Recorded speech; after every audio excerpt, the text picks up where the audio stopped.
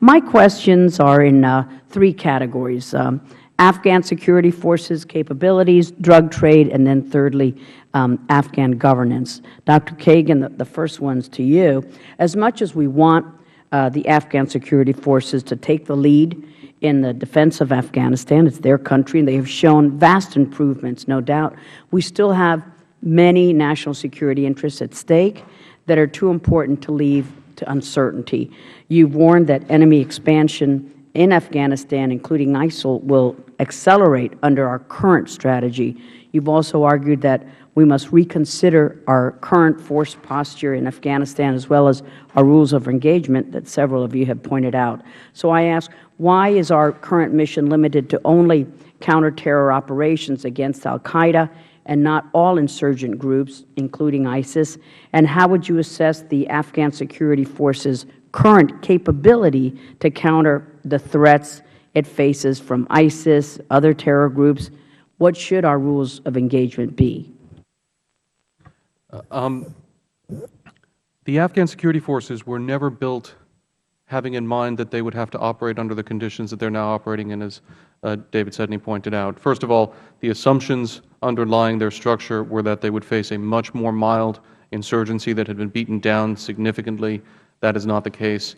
And it was also assumed that the United States and the international coalition would continue to provide significant high-end enablers in their fight against the Taliban, as well as in their fight against al-Qaeda and other such organizations. So they are now engaged in a fight for which they were never designed and structured, which is one of the reasons why they are struggling so badly.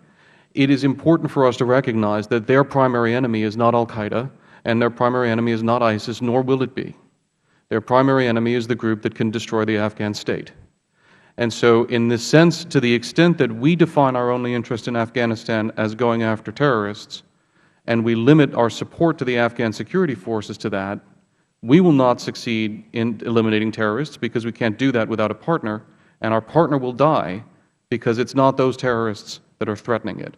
So in my opinion, it is an enormous mistake that this administration has made consistently over the years to try to narrow the scope of our interests in Afghanistan exclusively to targeted attacks fundamentally on terrorist leaders, without recognizing the cataclysmic failure of that approach across the globe, but also without recognizing that it creates a high likelihood of what we are now seeing, which is that whatever gains we might make there will be washed out as insurgent groups that we are not allowing our troops to fight properly alongside the Afghans, take over and destroy our partners.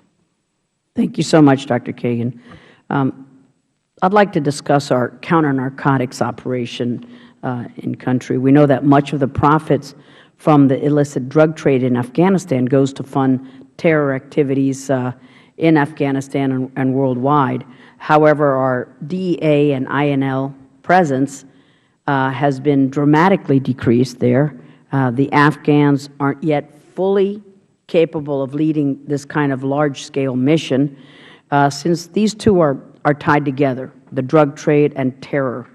Shouldn't we place a greater emphasis on ending the drug trade in Afghanistan? Is that possible, realistically?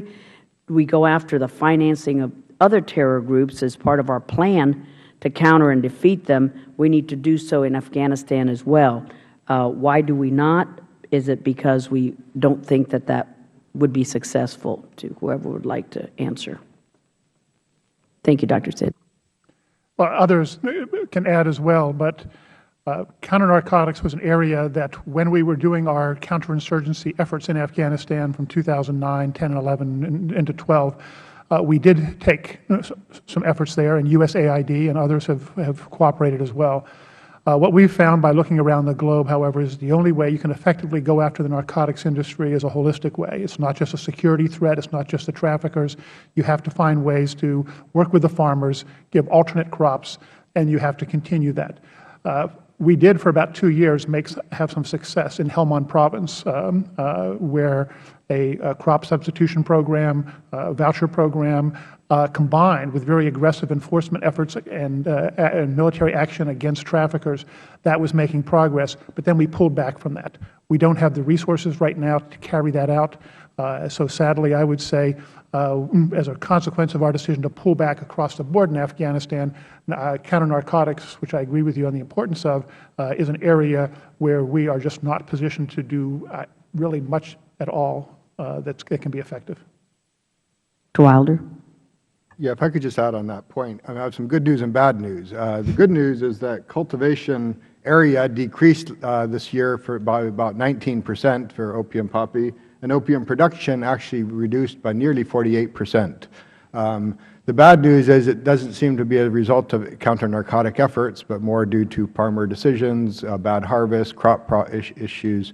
But I agree with David that I think the larger issue is ultimately you do need a holistic approach, and it relates to broadly improving the security situation and then working with our government, the Afghan government, to try to improve governance and the rule of law. And I think that is, though, an area of where we can be more optimistic, because we do have a partner in the new government that I think does want to promote the rule of law and takes the issue of the poppy production seriously, in contrast to his predecessor. And speaking of governance, as part of our assistance to Afghanistan, the U.S. provides at least half of that development aid directly through the Afghan budget.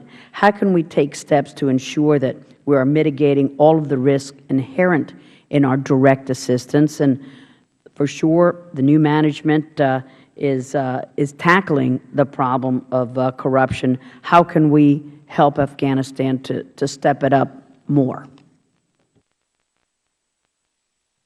Well, I'll take a stab at it, but then if others also want to add, I'm actually very supportive of the idea of more on-budget assistance. The evidence actually shows that most corruption in Afghanistan was not the corruption from what went through the budget. That was actually a good control system. It was largely a lot of the money that was spent off budget. And now, again, with a more reform-oriented government in place, which is trying to take measures to crack down on corruption, I would be supportive of trying to give the new government the support it needs through more on-budget assistance.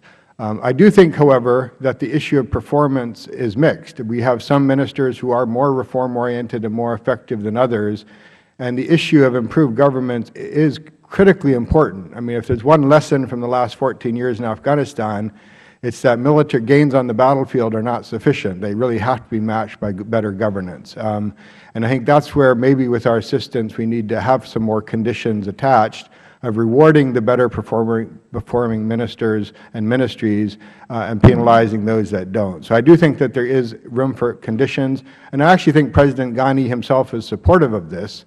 And I think this is, I would actually laud the new development partnership agreement between the U.S. and Afghanistan, which actually targets $800 million, which is released in tranches based on performance measures being achieved by the Afghan government. So I think that kind of assistance, we're getting smarter at this, and I'm confident with the new government we'll have better achievements than we had in the past.